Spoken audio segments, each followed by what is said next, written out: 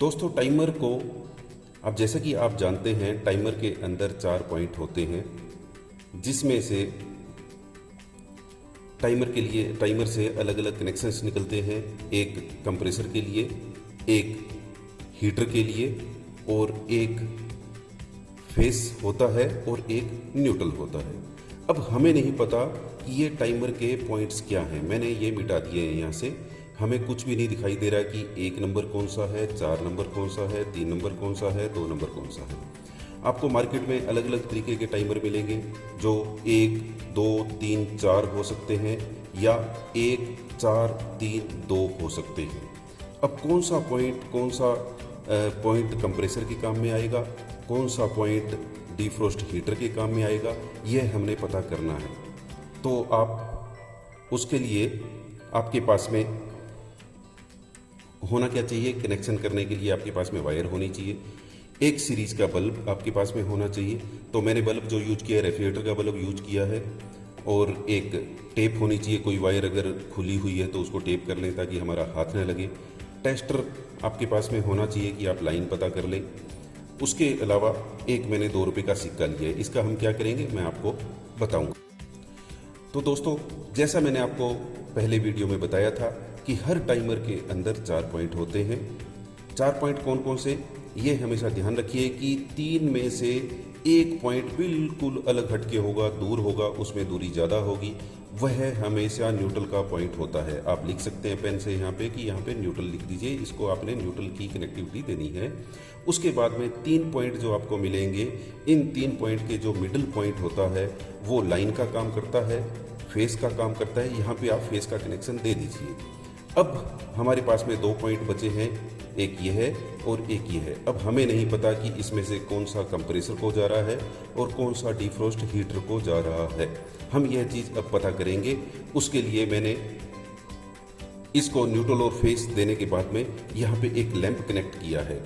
Lamp connect किया है किस तरह से मैं आपको बताता हूँ। तो लैंप कनेक्ट करने के लिए मैंने आपको जैसे बताया ये न्यूट्रल है और इसके बीच में हमने लाइन दी हुई है। तो इन दोनों के ऊपर इसके पैरेलल हमने लैंप को कनेक्ट कर दिया है। एक वायर मैंने दे दी जिसके ऊपर टेप लगा दिया कि उसको हिलाया न जा सके।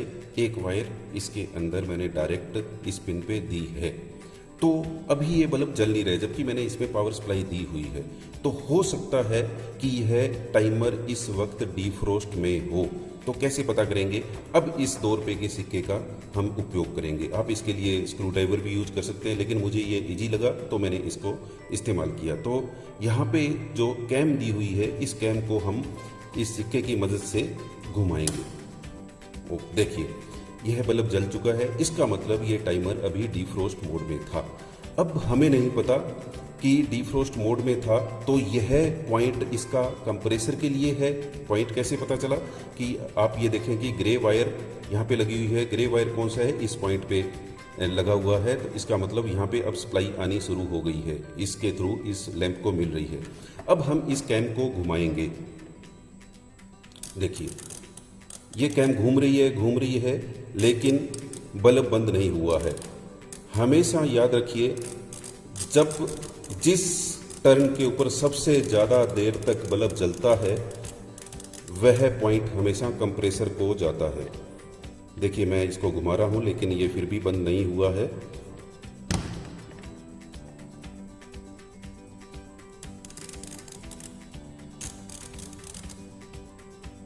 टाइमर का आप जैसे कि जानते हैं कि 8 घंटे या 12 घंटे का रन, लेकिन एक पॉइंट पे आके बिल्कुल लास्ट पॉइंट के ऊपर ये बल्ब बंद हो चुका है। लेकिन सप्लाई जैसा कि इसके अंदर है, आप देख सकते हैं कि टाइमर में वाइब्रेशन हो रही है, तो टाइमर चल रहा है, इसकी मोटर रनिंग में है। इसका मतलब अब इस ग्रे वायर से कनेक्टिविटी हट चुकी है।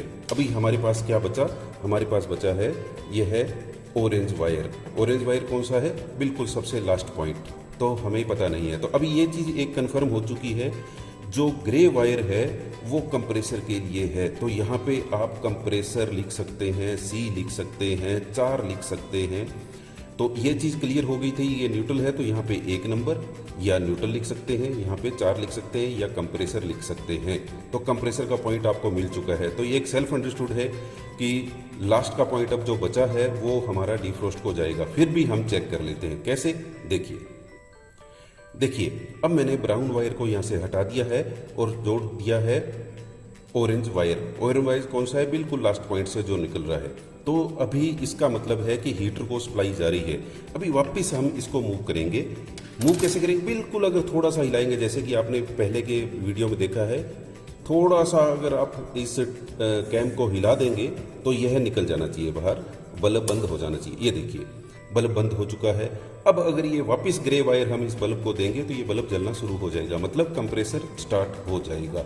तो बड़ा आसान है दोस्तों टाइमर का पता करना कि कौन सा कनेक्शन कहाँ जाएगा। जैसा कि मैं आपको बता चुका हूँ, अब हम पेन से लिख भी सकते हैं यहाँ पे कि यह वायर हमेशा न्यूट्रल का काम करती है, तो इसको आप 1 नंबर लिख सकते हैं। यह वायर हमेशा कंप्रेसर का काम कर सकती है, इसको 4 नंबर आप लिखेंगे।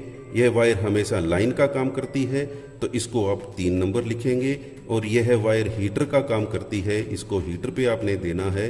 आप यहाँ H लिख सकते हैं या 2 नंबर लिख सकते हैं।